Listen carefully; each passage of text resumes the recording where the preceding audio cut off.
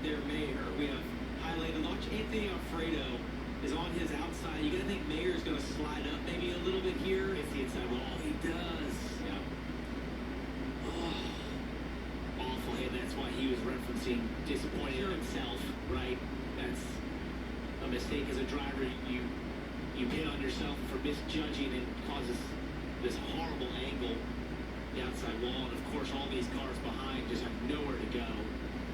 Yeah, and that wall on the front stretch, Sprint Cruise, you see a little bit of damage on the left side of your screen, but the wall on the front stretch, it goes farther than what you've, I mean, I feel like for all the laps we ran yesterday, every time you're like, man, it just goes further around than what you think it's going to, and it pays to be close to it. But remember, you're sitting on the left side of this car. There's a right side race car. You have to judge.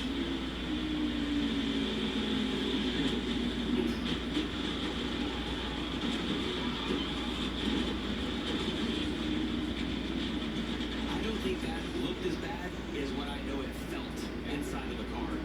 Those just...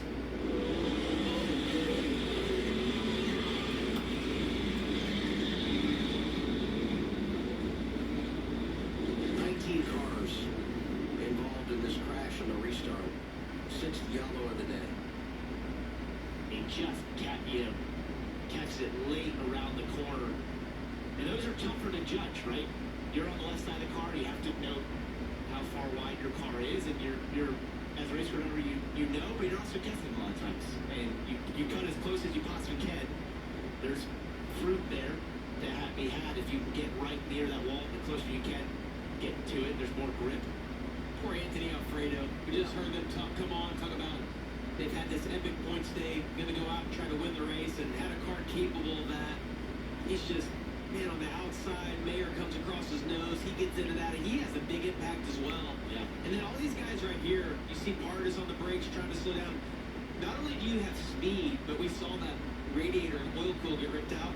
All of that fluid gets on the racetrack, and you come around there, and even though you're trying to slow down, you just hit ice on the racetrack. Just nothing you can do about it. So Jeremy Clements there, 51, breaking the all-time starts record in series history today. Start 5:48, going by Kenny Wallace. And some of the key players involved here. I mean, we're talking about Rick Cruz, Austin Hill got a piece, Sheldon Creed, trying to get him there.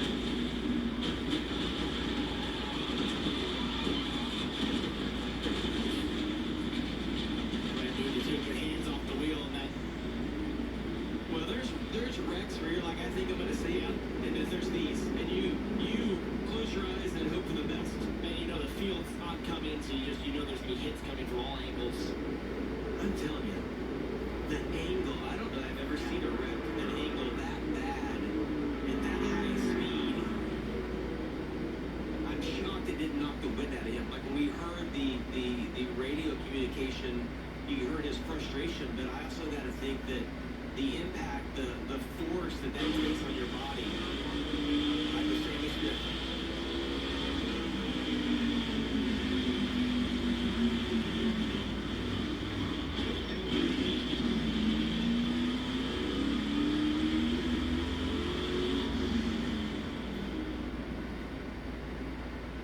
You're getting a view of the 21 Austin Hill. One thing to notice, you watch that wall. It's not a perfect radius. That wall is, that wasn't there when we got here, when we first did the track walk, and it's jagged a little bit. You're trying to time that out, as you mentioned. Just to give you a reference, you're following the car in front of you. You don't have visibility on that, especially when you're lower. Sam's just making a guess there as he follows Retzloff. So he doesn't have great sightline. Did you notice that Austin Hill also hit him? He followed Sam to that position because you're referencing off the car in front of you, judging off them because you can't quite see. You don't have great sight lines. And so it almost cascaded. Austin Hill got away with it. Sam didn't. But that's how close you're cutting and how bad the visual is for the driver at that point, where you're just making a lot of educated guesses in that moment as to where you are on the racetrack and where you're trying to place it. And you get away with it most times, and sometimes you go too far and you have a moment like this. But Austin Hill hit that same wall. And Parker, you mentioned this in our pre-race show, and you said most treacherous corner on the track. And that says a lot, because there's this track, there are a lot of high-speed corners, but everybody everybody has talked about the entry to this corner. Part of it being is because it's not this heavy braking zone where you're downshifting and you know, slowing the car down a lot. It's one of those corners that you can drive in a little deeper and use some more brake.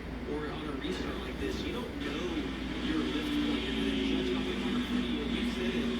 Everyone is basing the inside off the car in front of them. And you're just assuming that they're going to make it through there. Our sixth caution of the day was turned into our second red flag.